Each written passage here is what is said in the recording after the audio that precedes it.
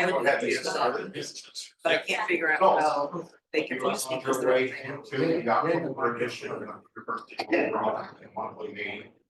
I know it's supposed to be. Yeah, but One of these days I'll get out of it. We have a few officers there, we may take reports from them, we may not, just depends on how quick we get through the presentation. So I sent an email, but maybe some people didn't see that. We do have a constraint because the Detroit Observatory also has a speaker.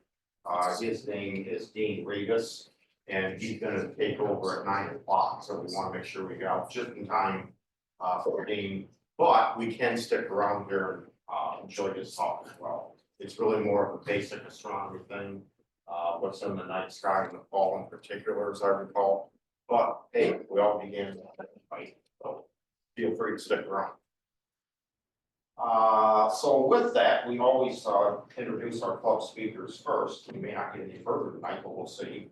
And tonight we have something kind of special. We're going to kind of reminisce about the total eclipse that we were so blessed to see back in April. And we had, as our traditional fashion for major events, people literally spread across the country and even outside the country. We really amazing the coverage that we have in this club.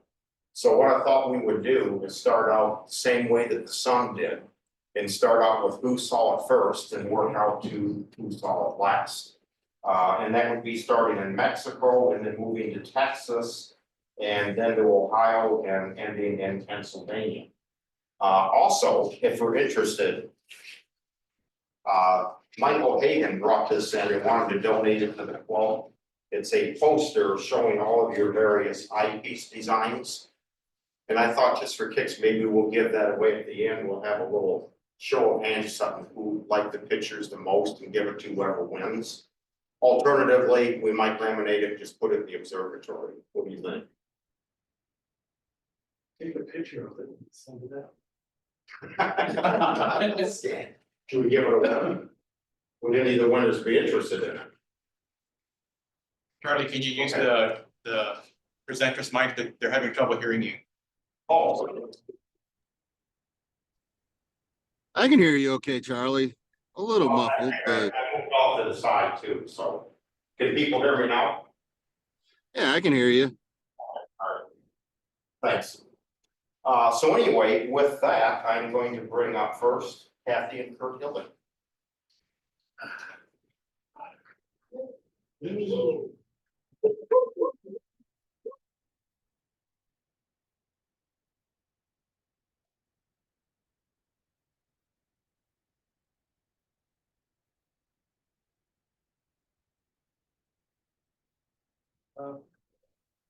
Here, that's.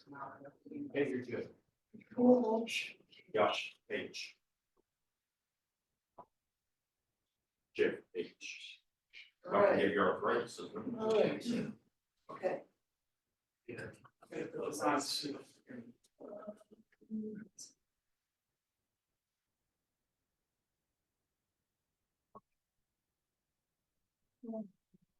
There you go. There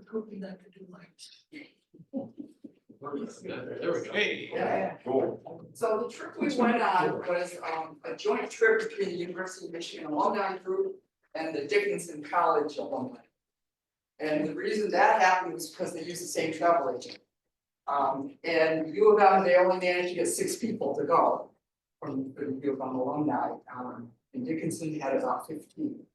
And so it was a pretty large group, but it was mostly the Dickinson College folks that it was a good thing that they didn't cancel the U of M. There were other groups that went probably before, there were other groups that were in the ocean on a ship. They probably saw it before us. This is the first that the eclipse hit land. So we flew into Guadalajara, and we went up by bus to Tequila after a few days in Guadalajara.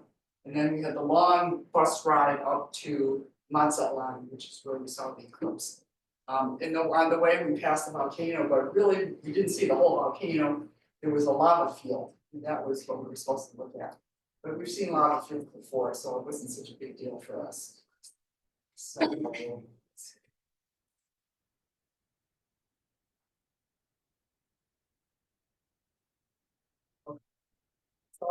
this was the Eclipse, and you'll see down here. Here's Maztlan down on the west coast of Mexico. And so it was the first point of land where the Eclipse hit. And then it crosses. So that's where we stopped. Started in Guadalajara, we went to the cathedral, we got a nice all-day tour, many of the buildings. It's also the capital of that province, the state one, yeah. Ohio State, so we saw some of the government buildings. We also took a tour out to Guachimatones, which is a national historic site. So this is sort of like Chichen Itza out in the area, the Yucatan Peninsula area, where they built these pyramids. But in this case, the pyramids are round, so they're really not pyramids. But anyways, they would have rituals there. This was a nice historic, part of the day visiting that site. I should point out, this culture had no written language, so nobody knows what they call themselves. So we just call them by the name of the town nearest to where they happen to be. And we drove up to Tequila and spent a few days there. We went out to a plantation where they were growing the agave plants. Must be a specific agave plant to make tequila. They showed us how they harvest it, took off all the leaves. Then they ship them all over to the distillery. So we had a tour of the distillery, see all the agave plants sitting outside waiting to be baked. So they roast them in these ovens. It's hard to see, but underneath the canopy here, there's a series of little oven doors. So they get stuck in the oven for several hours and baked. And then when they come out, they're no longer white, they're all brownish and baked and roasted. And then they shred them all, so you see the shredders over here. And once they're shredded, they're pressed to get all the juices out. They're baked, they're fermented, and then distilled. So the distillery part, and then after that, they get put in barrels and then aged. So we got a nice long tour. Of course, at the end, you get to taste them. So there's 3 different kinds of tequila with a plate of stuff. They explain to you how you should, how you can use each of the different types of tequila, which one's a sipping tequila, which one you use for mixed drinks, etc. But this was all to get us in the movies. I'm sure the Eclipse looks really cool. Yeah. This is Jose Cuervo. Yeah. Then we finally get to Maztlan. And where we were located was the Hotel Estrella del Mar, which is south of town. It's actually fairly close to the airport. It's a new development, there are condos there, there's this hotel, the golf course, everything's in the middle of a golf course. And then of course there's the beach, big long beach. So for our tour group specifically, they set up this tent. This tent was just for our 23 or so people. We had this huge tent, we had plenty of space, no one to bother us. Yeah, Well, Kurt's picture here, this is our dinner when we first got there. You can see it was getting a little cloudy, we're a little concerned there. So is that a mathematician? That's the closest next to Kurt. Yeah, I think he's a mathematician. No, I think he's a political scientist and journalist. He does different things. One of the people that came with the group was Professor Tony Morgan. He's in the physics and astronomy department at Dickinson College. And he said he'd be willing to give a talk to the club if he wanted to. So, I've been sharing some of the Keep that in fun mind. pictures with him. Yeah, we shared some of our pictures. put me in contact. Yeah, one of our I think for one of the guides had a room up on this side of the hotel. And so she took a picture down at the tent from her room. It's the only way I can think of it, but see, this right here, That's is me. that showing up? That's you. That's me and my camera, and then over here is Kurt. So we were set up near the tent, but far enough away to not bother other people. Not that other people bother us. So the observing conditions on that day, in the morning, we went out and we saw these beautiful clouds, these little wispy things. It's really nice, but we're really hoping they would go away. But then later on, when it was closer to the eclipse, you could see there was different kinds of clouds there. And also these paragliders, I don't know, they have this, it's a seat attached to this parachute with a fan behind them, the motor. So the fan was running, you heard this buzz as they cruised back and forth. So it didn't need wind, huh? So I was like, just don't get in front of my camera.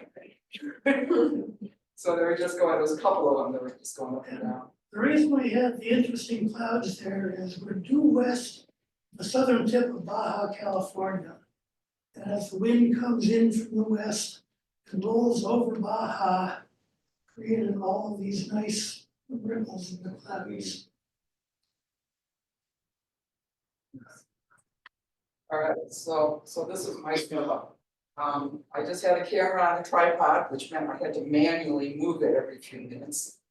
Keep the sun in the center, or close to the center. I did a couple of shots before I had to move it, adjust it, keep it in view. Kurt, on the other hand, brought a tracking device, and he has both of his cameras on it. So, there are different ways of going about it. Clever, I'll work there. Yeah, it's wonderful. Anything to keep the tripod steady, Right. right? Make some Lowbrow. Okay, then I had some questions about bracketing. So these are images from my camera. You can change the exposure compensation on the camera. And so these units are in f-stops. So basically, you can change the f-stop. So you have a 0 point where you're starting, and then you can go on the darker side, you can do 3 stops. And then on the brighter side, you can do 3 stops. Now this is adjustable, so you can move it. So you can see over here, it's every 2/3 of an f-stop away from each other. And then down here, you can go really extreme and have 1 1/3 f-stop. Now I don't know when you would ever need this range of exposures, because this is a range of like 8 f-stops. From -4 to +4. I can't think of a situation for anyone but if you need it, but it's available if you need it. So I was more something in the middle. I think I was using 2/3 stop. And so you would take 7 photos and it would change for each of those 7 photos. So you just go click, you do it 7 times and you get this whole set.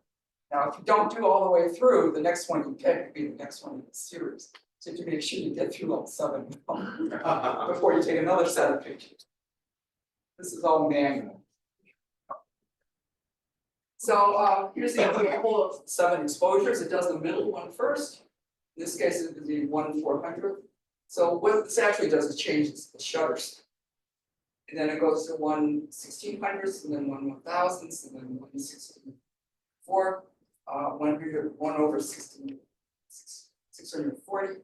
Then it goes to the bright side and does the 3 of them that are brighter. 1/250, 1/160, and then 1/.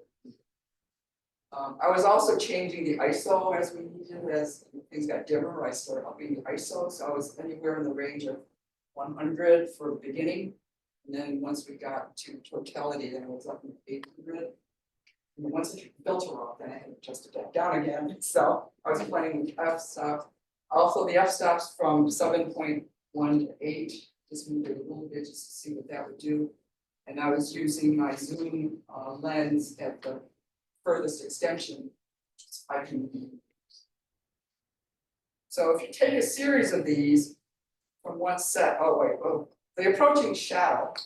So at 11, it's still pretty bright out, looking over the Pacific Ocean, direction in which the eclipse was coming. But by 11:06, was starting to get really dark over there, you could see it was coming.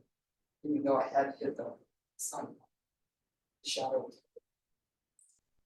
Okay, so what Kurt did was take a series of the 7 and then put them together to merge the images. So here we have 2, and they're only a couple of minutes apart. But one was under medium cloudy conditions, the other one was under thin clouds, and of course you can see more of the corona. So now I'm gonna turn it over to Kurt, so he will talk about how to do this.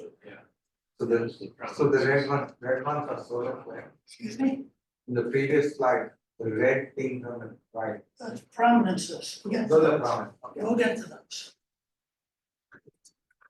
All right, since I'm getting over whooping cough, my voice isn't too good, so I will use the mic. So, as Kathy mentioned, you want to bracket exposure.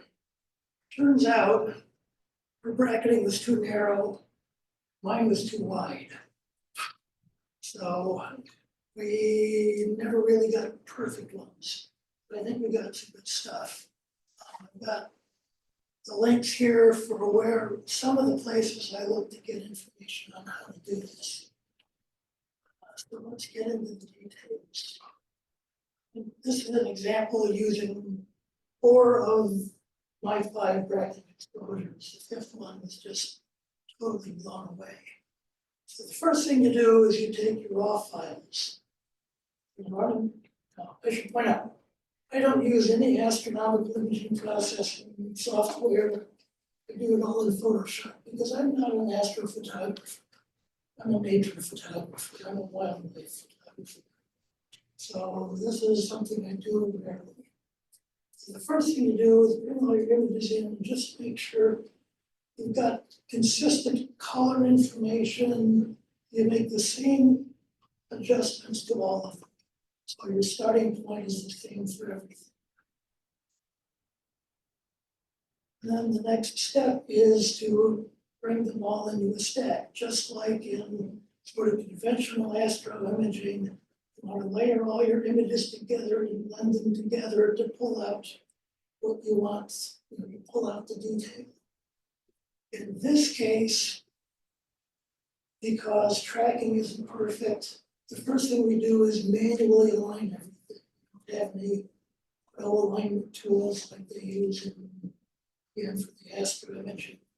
So the easy way to do that is you take your top layer, tell Photoshop, subtract it from whatever is below it.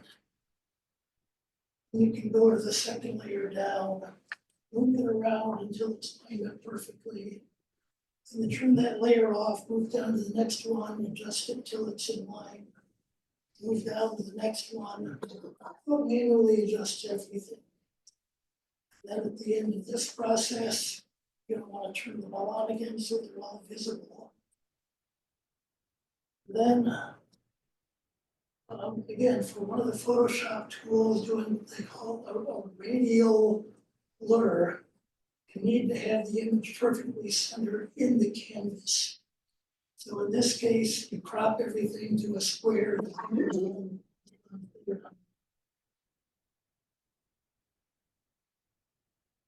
Then you find the image that's got the best view of the prominences. This is where you're doing a little bit of trickery. The prominences are very visible to the eye, but in the camera, it's very easy to get things completely blown out. So what you do is you select the areas where the prominences are. And you find all the prominence that's going around that are visible in your best image. And once you've made that selection, and save that selection for use later. In this case, I just create a channel, I call it H alpha because that's basically the code. Now in Photoshop, you use its intelligent blending mode. Basically, you take this whole set of images, you say, make this a smart stack, and put the blending mode to mean, to average. It just averages them all together. And you end up with something like you see right here. Now you can start having fun. First thing I did was create a photo filter. Just like in a camera, you can put color filters over the lens if you want to make things look warmer or others. Goes back to the days of film, now it's done in software. So putting a software filter on the lens. And in this case, you're using that saved alpha channel with the prominences and using that as a mask to say, only apply the filter over the prominences. You set the filter color to red. And you just want to make sure that you're telling it to not preserve the luminance of the brightest images because it will blur everything. Now, the radial blur difference overlay is a technique that's found online. It works quite nicely. Basically, what it does is take the image and blur it rotationally, plus or minus 5 degrees. If you're familiar with an unsharp mask, which is a technique, boy, I think David Malin started using this down in Australia back when he was doing photographic work back in the 1950s. To bring out detail and sort of average out the brightness of an area. In the old days, you would take your image, you would make a blurred negative of it, an unsharp image. You layer that on top of the original image, and you make a print from that. So you're basically subtracting the blurred image from the original. And the blurred image, so you're adding the negative. You're subtracting the blurred positive and adding the blurred negative. So the brighter areas become dark, the darker areas get lighter. And all the detail that was hidden that shows up in the focused, but not the unfocused image, will now pop out. Now, you can also do just a generic unsharp mask processing in Photoshop. I ran it through a few more times, so I think you can see how the details popped out here. So you can go back and compare this with this, especially areas like right here, that little dark area. That's before, this is after. And then the final tweak I made was with the big black spot there with the moon. So that blown out, washed out area simply disappears. Makes it easier for it to you'll see what you get. So this was about the best I could do with my best set of exposures. And again, I think you can see the pink with prominences here. That's what that color filter does here. And at this point, back to Kathy. Okay, so I took the best of my photos, plus the one that Kurt processed of my photos in the center, and put them together into this composite. And it could use more tweaking. I really didn't do anything with the other ones except to center them. This is the group. We always have to take a group picture. Got champagne after the eclipse was done. Of course, I had to wear my Lowbrow shirt for the event. And that night we had a farewell party in Maztlan itself. We went into town. I brought this t-shirt. Nice. So we had a good time there. Now, the only thing about Maztlan is it has a really small airport. And they have tons of people there. We just filtered in and we took a bus in and for all these people, they're all trying to get out.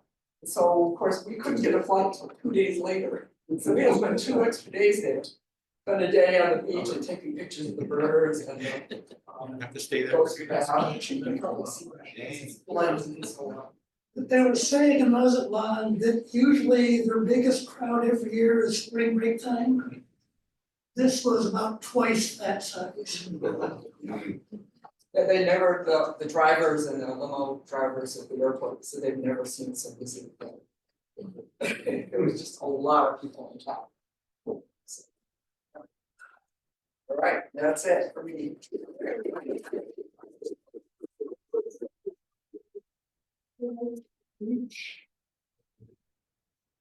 Oh, it may not have been the best viewing and we didn't get the best pictures. But it was a whole lot of fun. That is the idea. So. All Can I right, just pull it out? Yeah. yeah. Now we move up to Texas, Ed. Good job.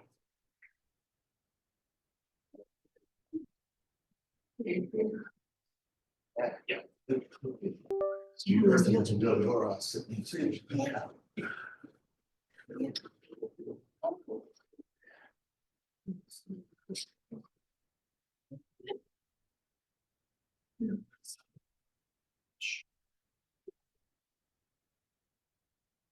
That'll do the floating. All you have to do is hit the share. That should do that.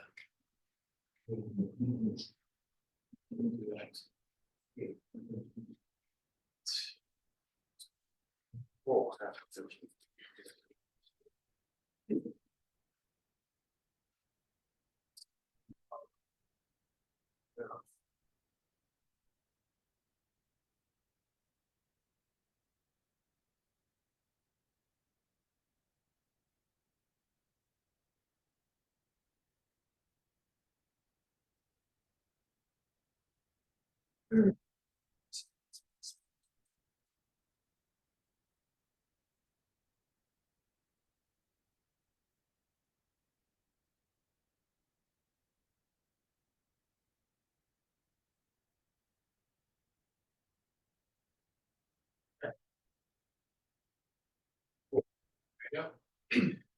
Wow.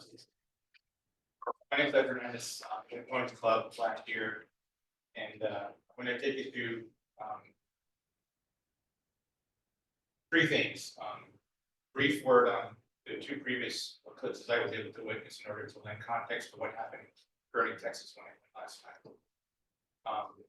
So in 2017, I had the luxury of driving somewhere in the Midwest. I don't remember where it was. It was kind of a last minute thing. We found a farmer who was just sharing their farm for not gouging prices. And my daughter and I decided to go down and drove down there and set up a tent, camped overnight, and saw the eclipse the next day.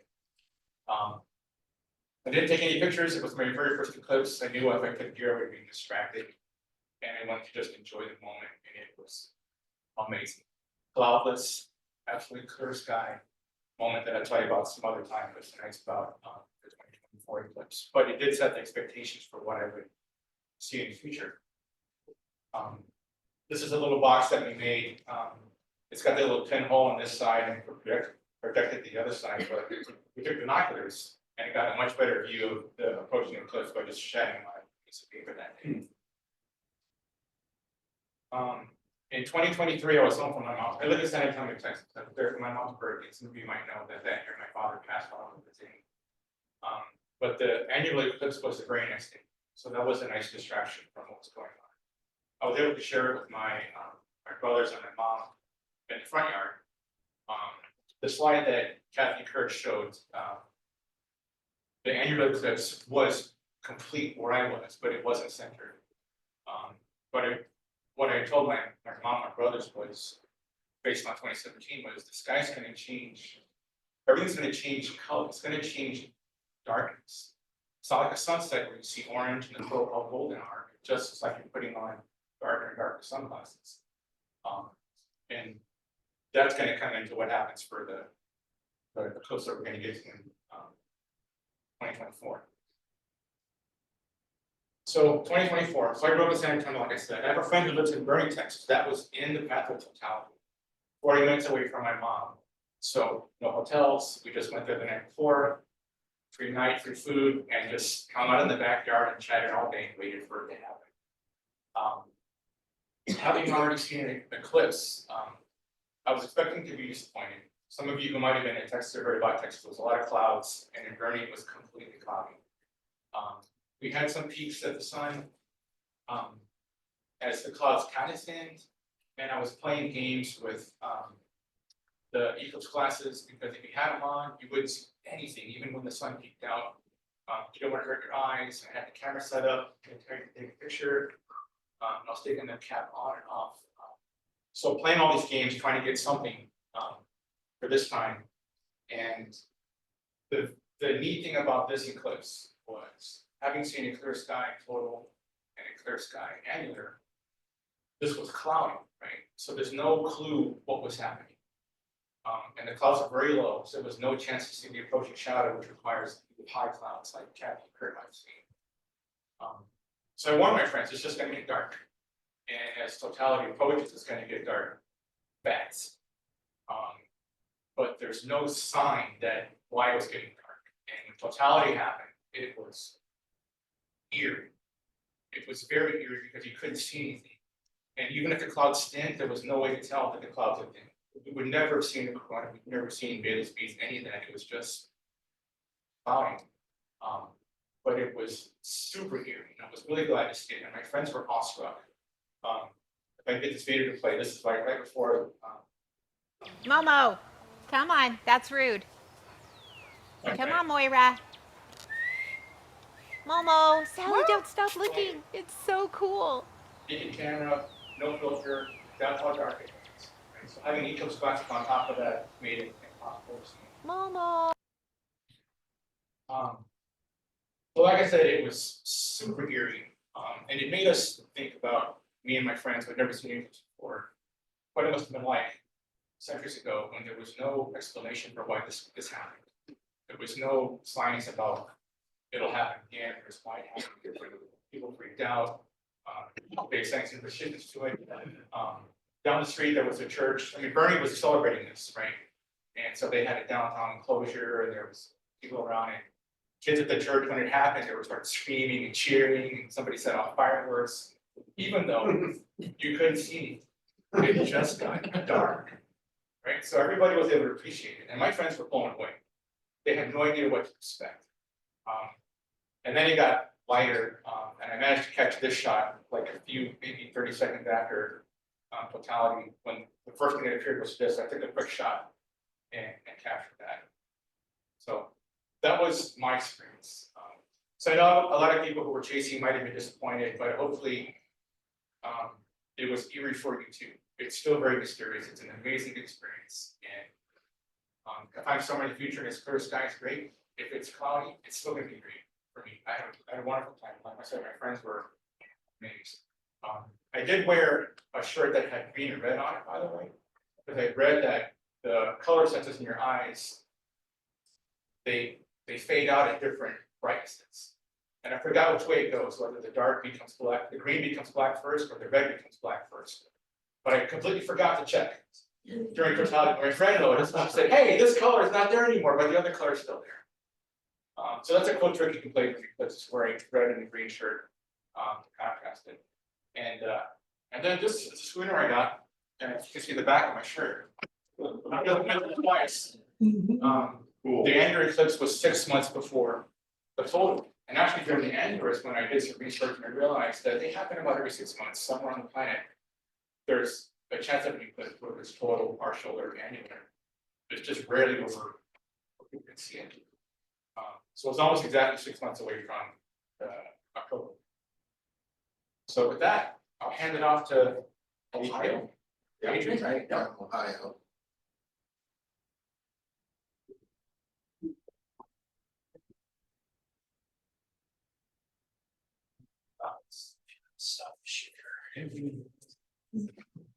Something I should have mentioned, by the way, is that there will be a total eclipse that passes directly over the University of Michigan and Dickinson College. It will happen on my birthday, my 499th birthday. They get more vitamins. Oh, Is that next year?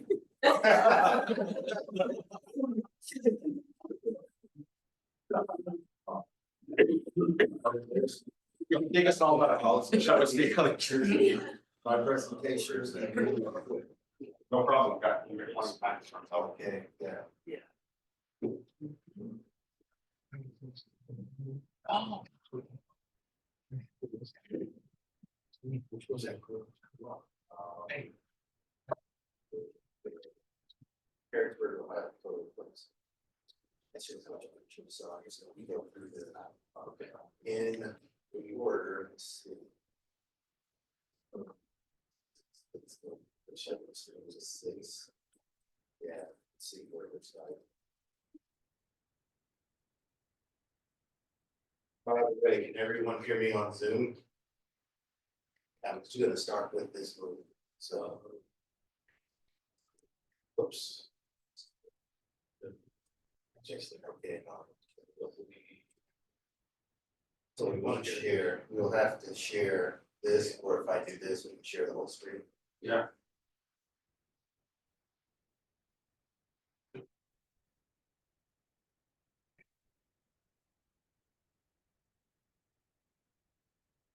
Flip through.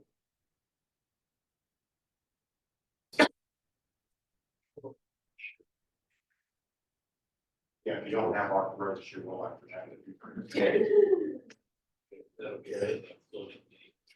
Okay, that's cool. I will close that down. I'll go next. There we go. All right, so you saw the presentations and how organized they were. This will be nothing like that.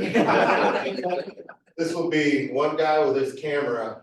Most of the shots were handheld. I had a couple on a tripod, but I handheld shots aiming right at the eclipse. You're never supposed to aim right at the sun. I did have a solar filter for some of them, but during the eclipse, I had no solar filter. I was just firing away. So you might wonder, and hopefully those of you on Zoom can hear me. If not, too bad. Those of you wondering, why do I have the golden horn moon here? Well, one of the traditions I started in 2017, which was my first ever total solar eclipse, was I wanted to take pictures of the moon as it was moving into position. I do the same thing with lunar eclipses sometimes too. And so this was the moon prior to the eclipse. So I'm just going to go through these pictures. I don't know if they'll show up in order, and we'll just give a quick description. This, of course, is the sun with one of the sunspots. Now, notice how it's not very active. This was, of course, the day of the eclipse. Wasn't very active. Little did we know that maybe a month or so after this, lots more sunspots would start to appear.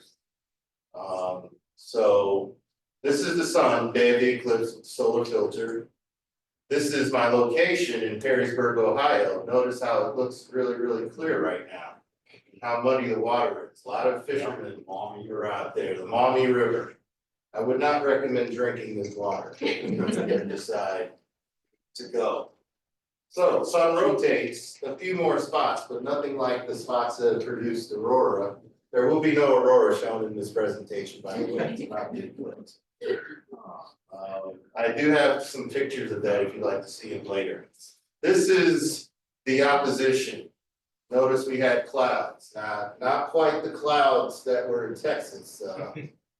So yeah, your situation, we could at least see an eclipse. We were closer to Kurt, but couldn't see anything but Venus during the actual eclipse. But we could see it, and we could see a little bit of the corona. So first contact is always a for those that are focused on the whole thing and don't quite have the technique Kurt has to tease out that corona. I'll have to get with you later. I'm sure scripts have been written to do a lot of what you do manually. Yeah. But we'll so I pretty much document the eclipse, and that starts with first contact, which for me is very exciting because, well, now you know it's on. No one else knows about it. None of the fishermen care. They were still fishing. I would say first contact, and what? So we'll get back to all those fishermen later.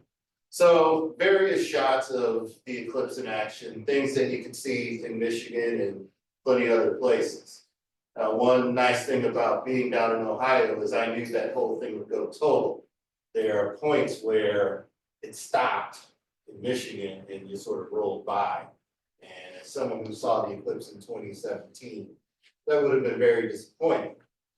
So kept going. These pictures, I think, were attempts to use a small spotter scope that I hadn't cleaned very well. But the cool thing about it is the sunspots about to disappear. So let's see where we are. We're getting closer. It's getting a little cooler. We're noticing it's getting darker. And we're getting close to the point at which Michigan would be pretty much done.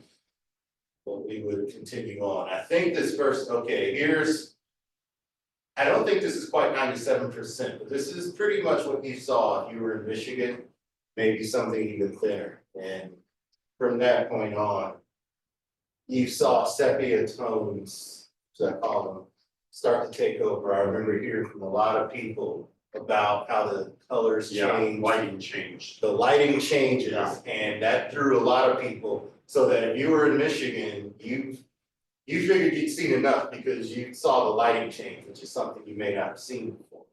But if you've seen a total eclipse, you know that that's just beginning.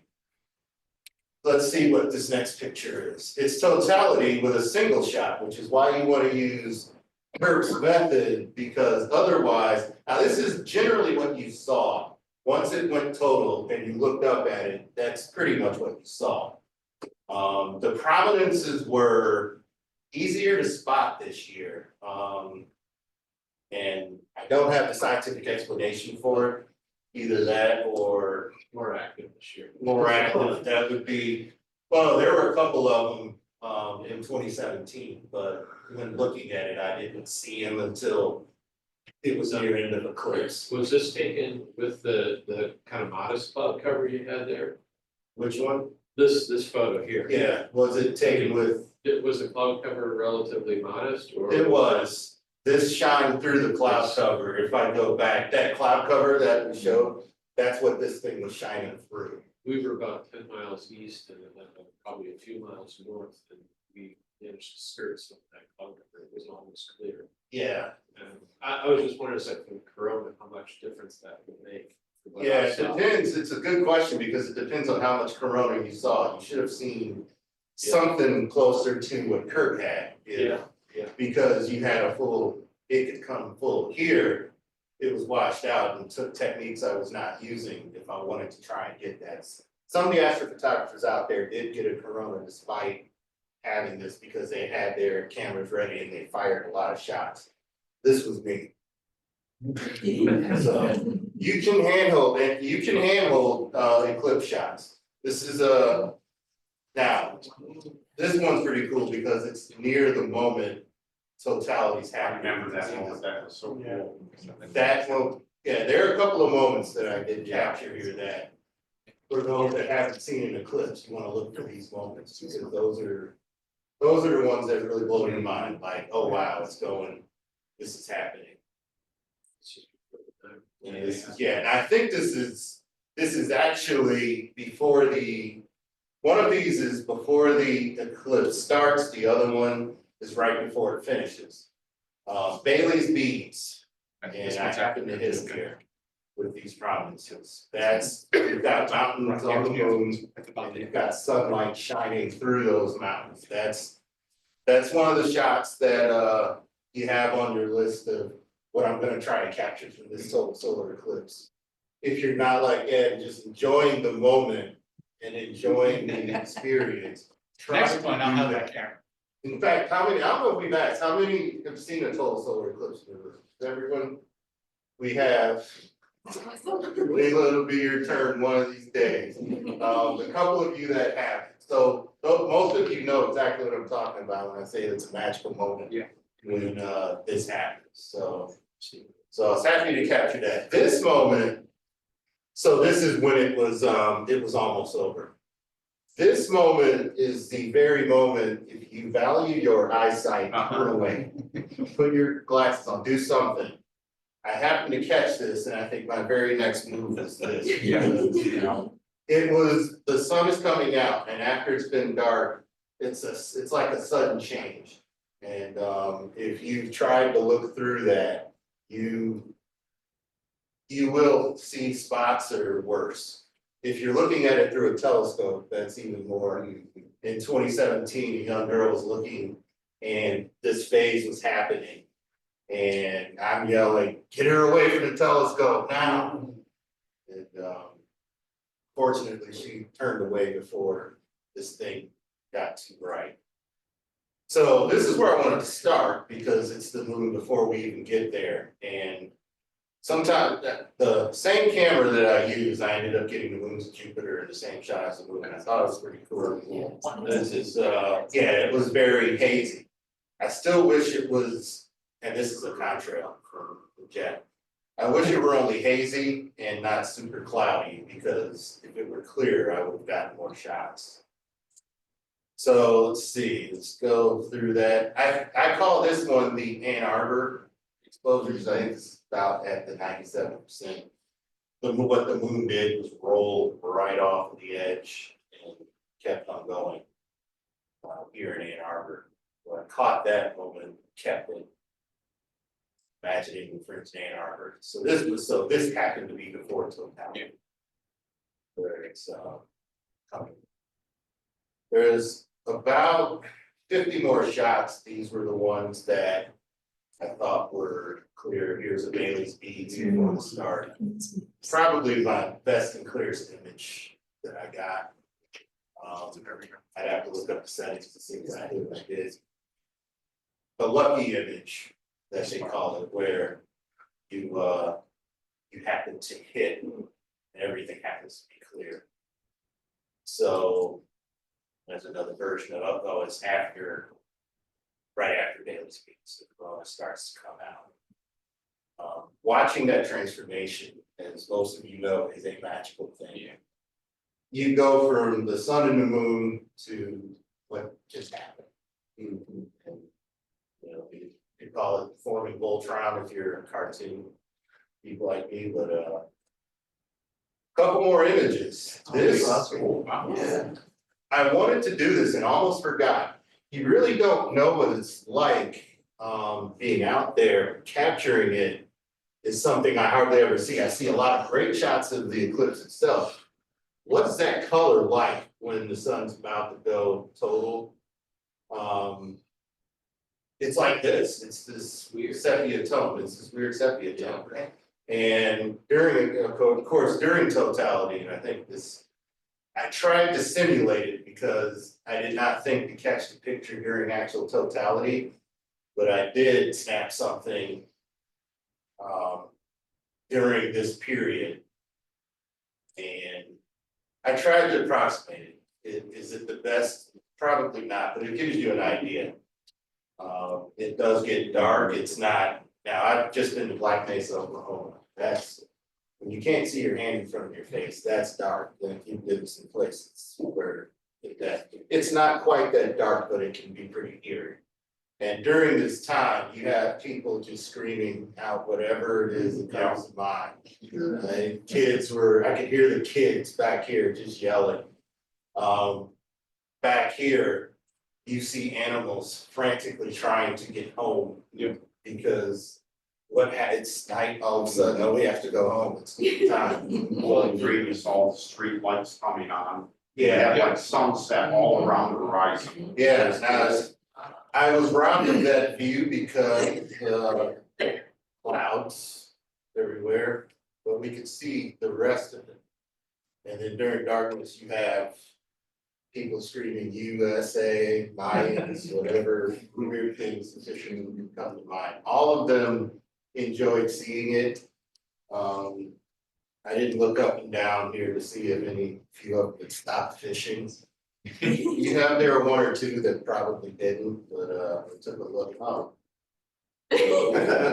always remember when talking about the eclipse, there may be one or two people that are gonna shrug the shoulders. It's okay.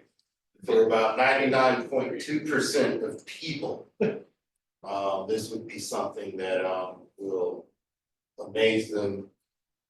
Whether you have great pictures or you have to make pictures up because you forget to take them. Remember to enjoy the experience. try to stay alive for Kurt's birthday to see.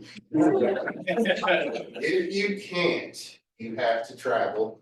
And that's the other message, which many of you know. The next eclipse, one of them in 2026 is Iceland, but I think it's also going to hit Spain.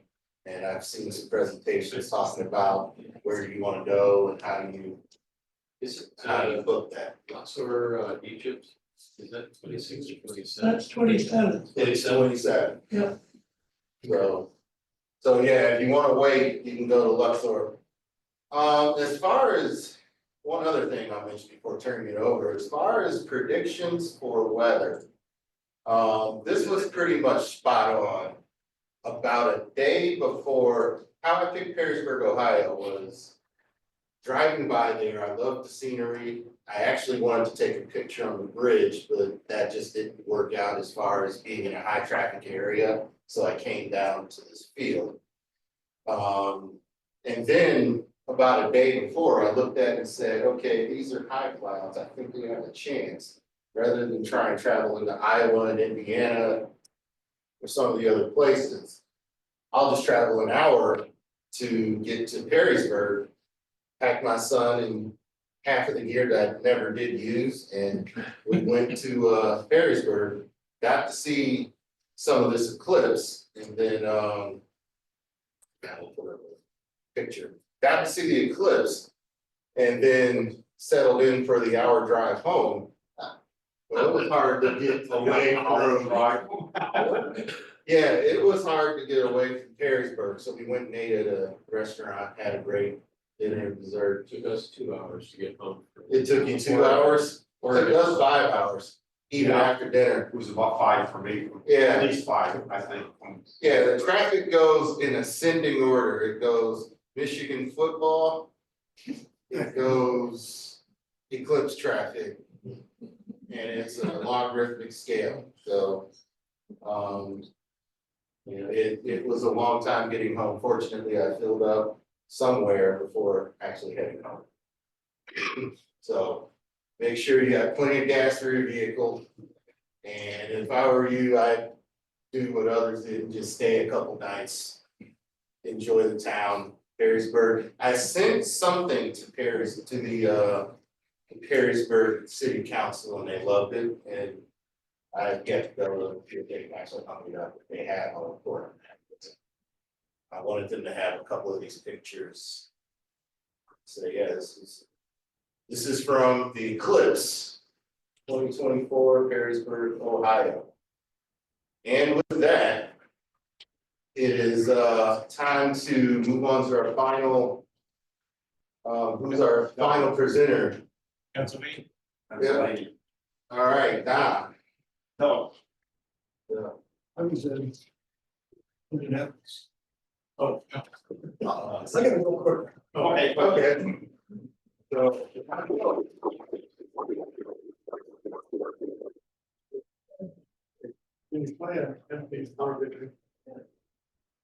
See, I went to the 2017 eclipse in Oregon, which, what's the name of the town? Just north of, no, it was just north of Bend, anyway. But it was next to an airport. The town had 100,000 people show up. And we were one entrance to the hospitality. They actually had a skydive excursion. Cannon 16. 600. 24, I went to my brother's, big party animal, they had all kinds of people. So we took this video of just his driveway, the people walking around for the total eclipse. And what you're gonna watch here is how dark it gets at totality. So that totality, one of the things they did with people is, I was busy being the scientific guy, said, okay, you're gonna see Jupiter over here. Watch this. That's one of the things that got me is seeing 2 planets on either side of the sun. Yeah. That's the only chance you'd ever be able to see that.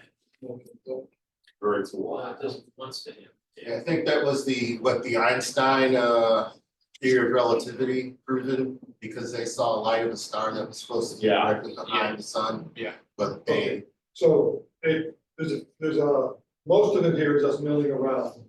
But after, so I had my sun scope, I had my 10-inch scope set up with a sun funnel, so everybody could watch it progress. Earlier in the day, I had my PSD solar scope on, and I'd actually seen that big prominence, very much earlier than this. Be able to see that big prominence at totality. So look how dark it is. Yeah. Quickly. So the other thing that's so surprising is, you get that little sliver of the sun, yeah, it's getting dark, it's getting dark. Yeah. I'm over. You see that shadow racing. Yeah, one more time. No, it's taking off. We're done, we're running out of time for. So it was neat just to see how good. No, we're good. You gotta have all that's, this. Yeah. You said you were in Indianapolis? Yes. I'm not at the top. nuts. Did everyone go nuts at that time when, or was it rather?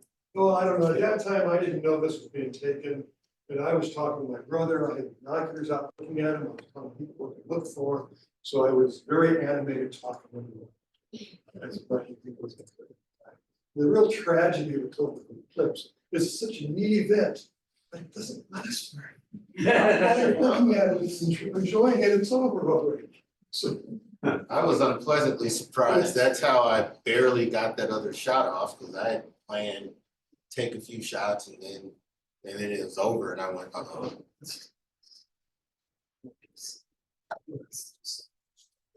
Shot. Wasn't focused.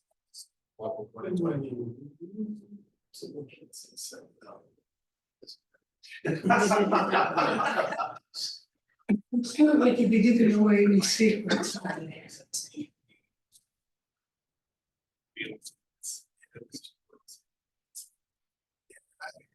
That was.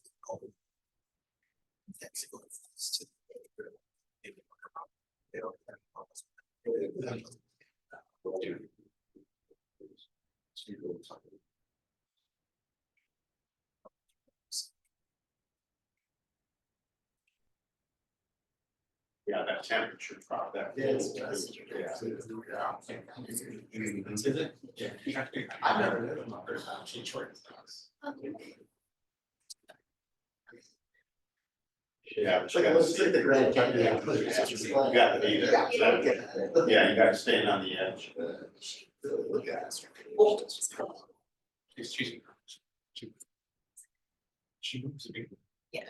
So he's got some. And she was. Yeah. She was.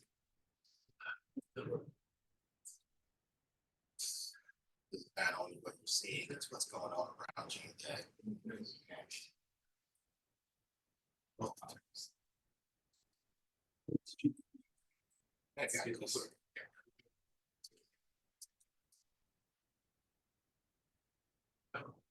Yeah.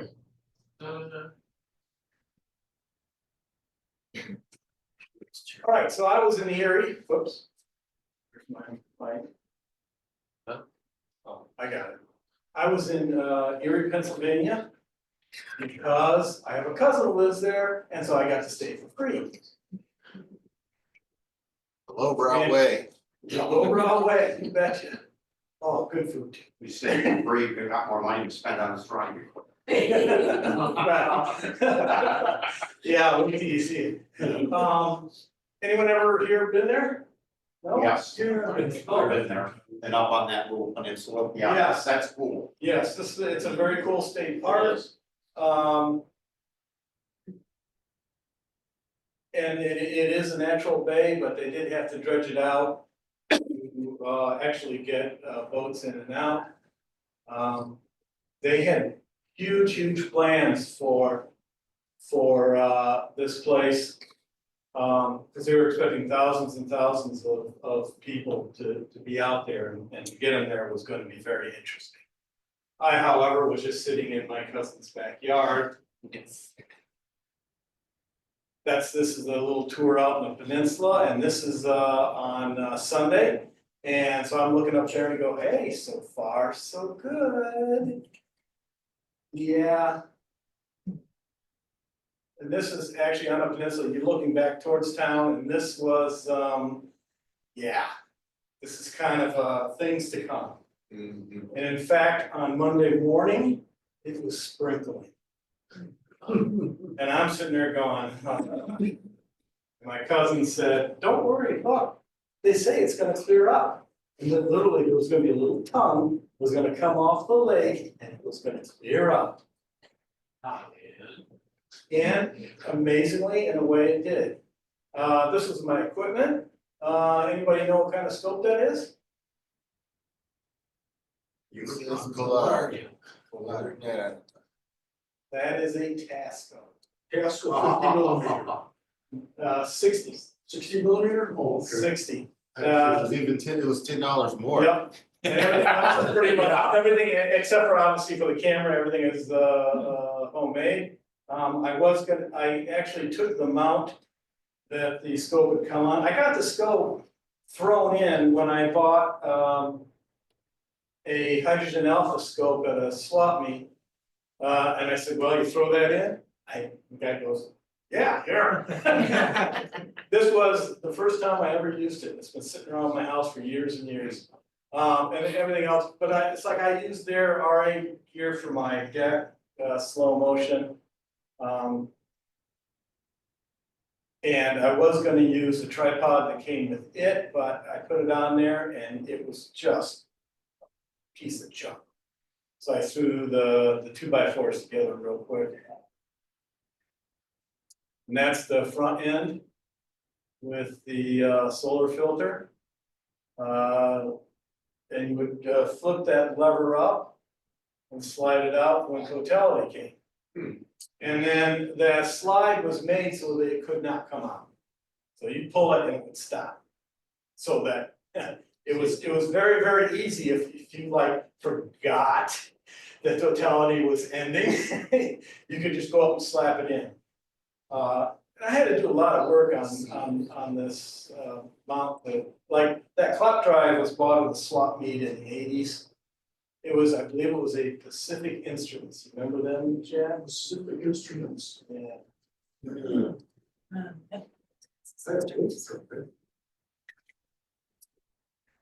So this is all it took to set it up. You can you can whoops. I don't have one, a very good one for that side, but you could take your compass and just do your magnetic offset.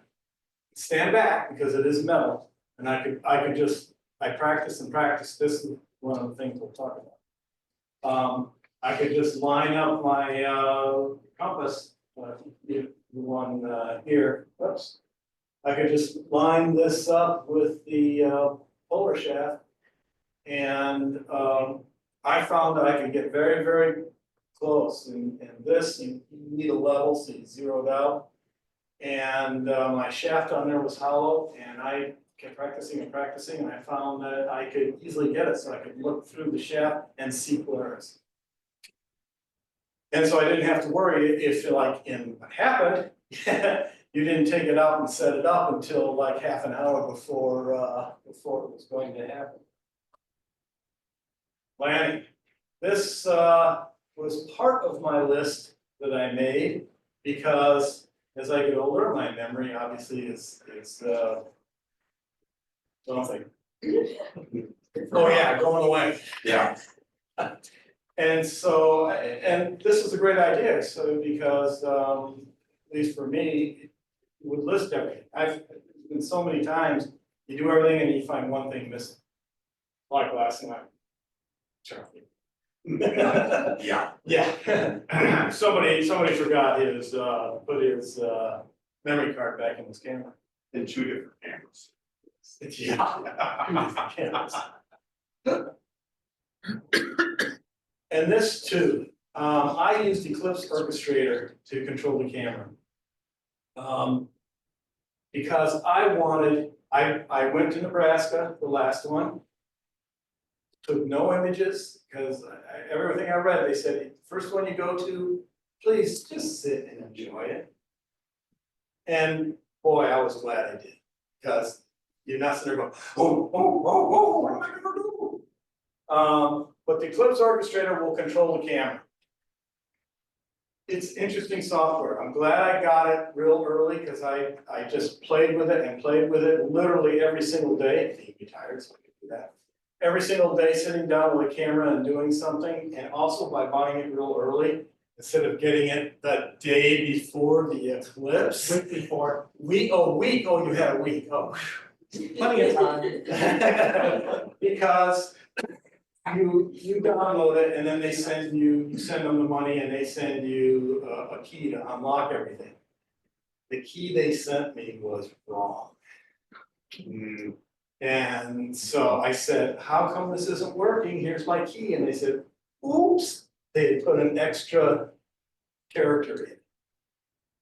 And so then I just sat around playing around, how quick could I do exposures? How fast could I do this? And literally going over and over and over to seeing, how can I make it fail?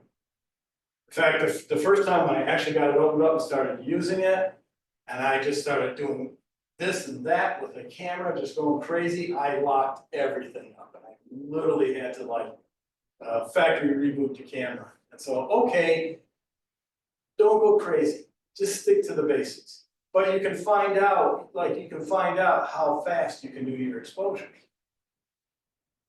And this was the kind of script that went on. And this is the only one like this, unless you write all your own, that works in Windows. And then there's one that works on Mac, and I can't remember the name of it, but they're like really the two that do anything.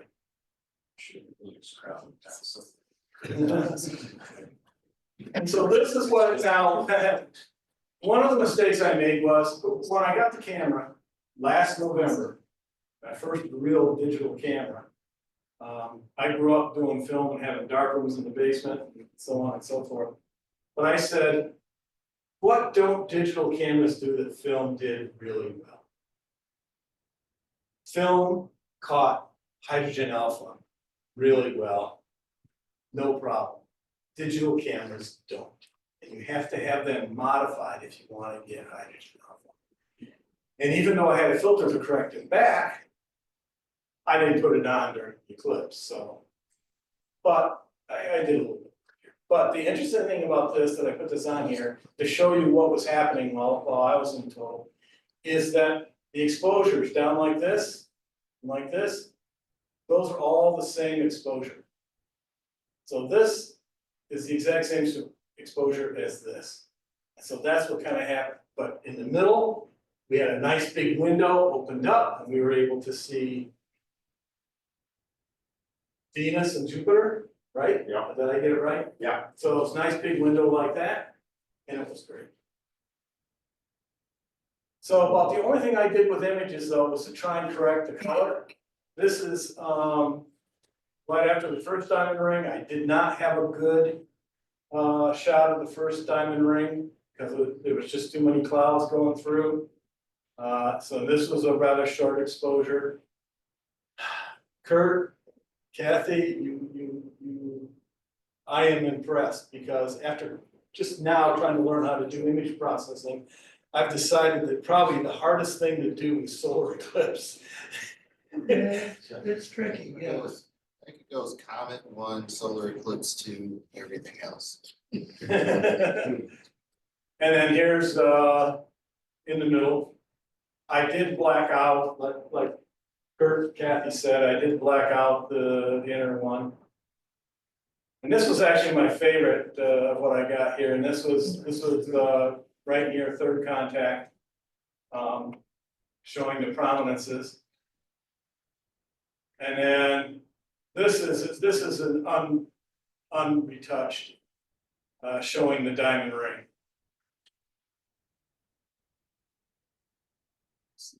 And so but this is what I have to do.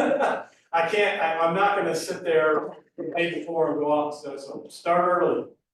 Just practice. I literally practiced a lot. That picture you saw with the scope, which I had modified, by the way. I put a bunch of black felt on the inside with some extra glare stops and put a 2-inch focuser on the back. So it would actually work. And I do, as goofy as that software is, I recommend it. Because the first thing you want to do is actually look at it. And I recommend binoculars. I took every pair I had and I told everybody get binoculars, everybody get binoculars. But binoculars are the greatest thing to look at a total eclipse. Obviously no questions, good, I'm out of here.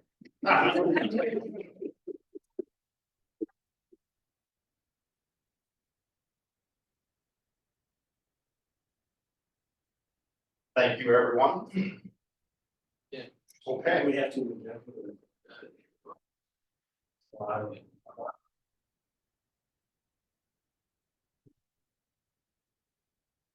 While I'm waiting, I want to point out, if people are interested in how I did the Photoshop stuff, I have Photoshop action scripts ready to go. I can share with people if they want Photoshop.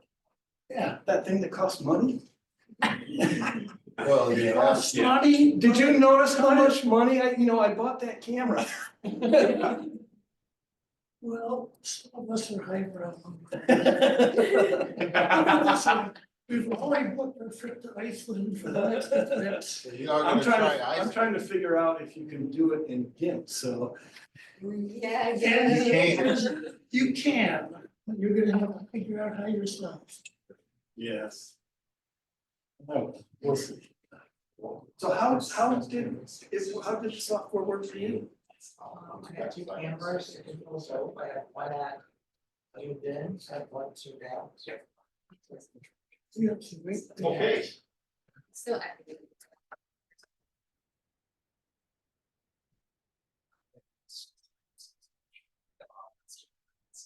Oh my God. That was so big. Well, I propose a quick 15-minute break. We can go around and show other eclipse pictures. We've got. About 15 We have minutes. to be out of here by. Yeah, good, 9 o'clock. Yeah, we Presentation. probably should be a little early, because I'm sure they're gonna. Yeah. Yeah, we take a People 15-minute want to break. get in. First though, let's try maybe a show of hands. And we'll go in the order we have the presentations. So first, show of hands for Kathy and Kurt. As in presentation. Yeah. Can we vote more than one? Two hands.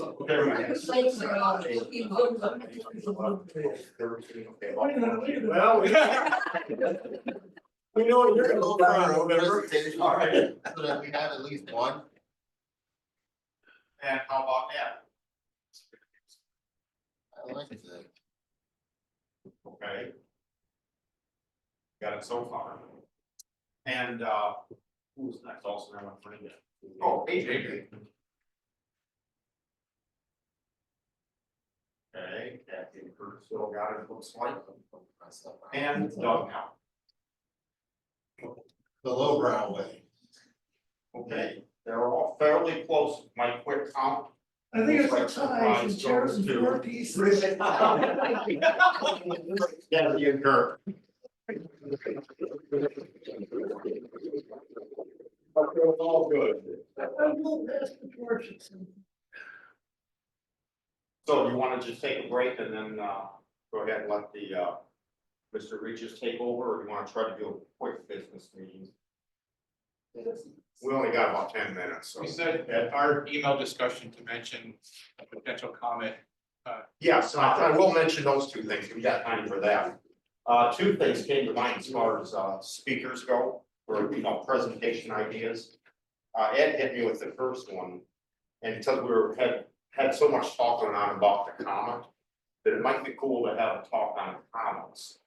And when I thought about it, we really haven't for a long time. We've had talks about the Oort cloud and things like that, but not comets per se, just concentrating on comets. But when we would really call them a comet. I do remember many years ago, Mark DePress did one. People know Mark know that he was a comet aficionado. I mean, he was all about comets, and he did one that was really good. And that's what I'm picturing as an observational kind of thing. Like, how do we look for comets? What do we see? What do we do? More so than the astrophysics type part of it. And I think that's what you had in mind, right? Yeah, that's what I visualize too. So the question is, does anybody know somebody would do it? I mean, I could ask Mark. I just don't know. He's not very active anymore. But you never know until you ask. If you don't, chances are zero. But assuming that he is not willing to do that again. You want me to shoot for the moon? I can ask a buddy of mine. He goes by the Yeah. name of David Shakespeare, AKA Dr. David Levy. See, You know, we have had David Levy talk to us a couple times. It's been a while. comets is That's something true. he enjoys Yeah. talking about. He is such a cool person. Now, if we could get him in person, that'd be cool. That might be a stretch. Although, the last time I talked to him, he said the next time I got him back here, he wanted to be in person. But could we arrange it?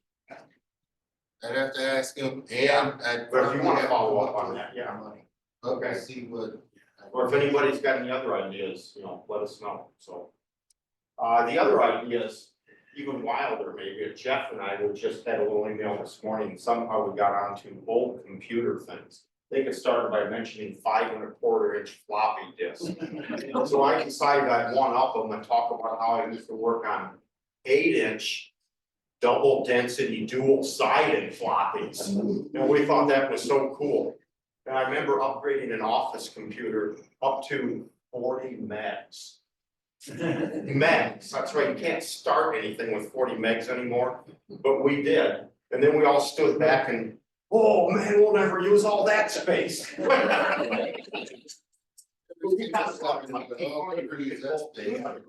To have a few members kind of participate in this and talk about the old days of computers and how they relate to astronomy in particular. And it would be kind of neat for the older folks like me to reminisce on it, and for the younger people to see what suffering that we went through to where we are today. Although a lot of it was fun too, so something that we might talk about as an idea too. So it would be sometime next year, because we've got speakers for the rest of this year. For February and March, we still have January open, and then of course everything after March. So now I thought I'd bring that up. The only other thing I wanted to bring up, and I guess if this was easy, we could do it, and that was whether the club should purchase a sea star. This idea came up and we kind of tossed it around. And I guess the question was, would it really get that much usage or not? Because we have a number of telescopes now that are available for loan, but they don't really get used all that often. But maybe it would be different with the sea star. It is something that's new. A lot of younger people could relate to it. Whoever borrowed, of course, would have to load the app on their device.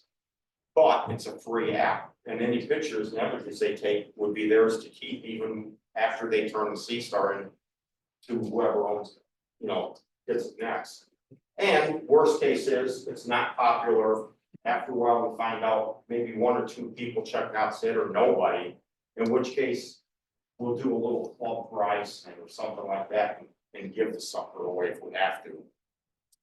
Don. Yeah, we had some talk of this among the officers. Yeah. And the issue that I see is we need to have a custodian of such Yes. a device. Who is agreed to hold it. And Amy Pond too. And keep track of it, write it out and take it back and hold it. Yeah, Amy Khan too volunteered to do that. We got that covered. And perhaps her working at the library might be an asset there too, maybe. They had a couple at my party, they had one, somebody brought it, we did that. Yeah, the library has one. Yeah, they have it too, so that'd be cool, because if she had it, you know, she knows what type of person, how to get it up and running. Because she's running it. That's an important part. Yeah, exactly. Explaining how to. Yeah, and she had the same experience I did. We're up and running like 10 minutes. something like that, it's really easy, so. I don't know, should we take a vote on it? I heard that conversation with Amy. That wasn't 100% that she said she would consider being. Well, we could re-ask before we vote, we don't have to do it now. We just gotta make sure. Yeah, okay, let's confirm it. I thought she said she would, but let's make sure. How about like a throw a poll online to see how many people would borrow it if we had? Okay, there you go. I think somebody wants us to get out of here. 100%. Okay. Just as this discussion point, I think I've talked about this in email, it's not something I would buy for me. But my first open house with this club, I think Gary Nichols was here, Yeah. had one. And we were walking back and forth between Lowbrow and his, and I would see borrowing it just for the comparison, even if I never wanted to buy it. That's why I was interested in the idea. Yeah. Right? It was Gary that inspired me when I saw that image developing on the screen there, and, oh, man. Yeah. Yeah, so real quick and kind of a note to you, Don, remember when I came in the club with that, no, I wanted to bring it up as kind of a point of, I had a Revolution Imager, and I remember that was one of the first iterations of this sort of thing where you were doing live imaging of an object, but instead of having it all in one package like C-Star, you had your own telescope, you had to drop this thing in and align and everything. If you did it right, you had similar results. So we don't, so we would also need to find something to be willing to purchase. You know, Sure. stuff stories found on. We can do this online, there are people standing Yes, outside. exactly. Motion to adjourn, Motion to adjourn. support, Second. okay, thank you very I much. see, I see there's a Take your six-star way. download and food demand. Yes.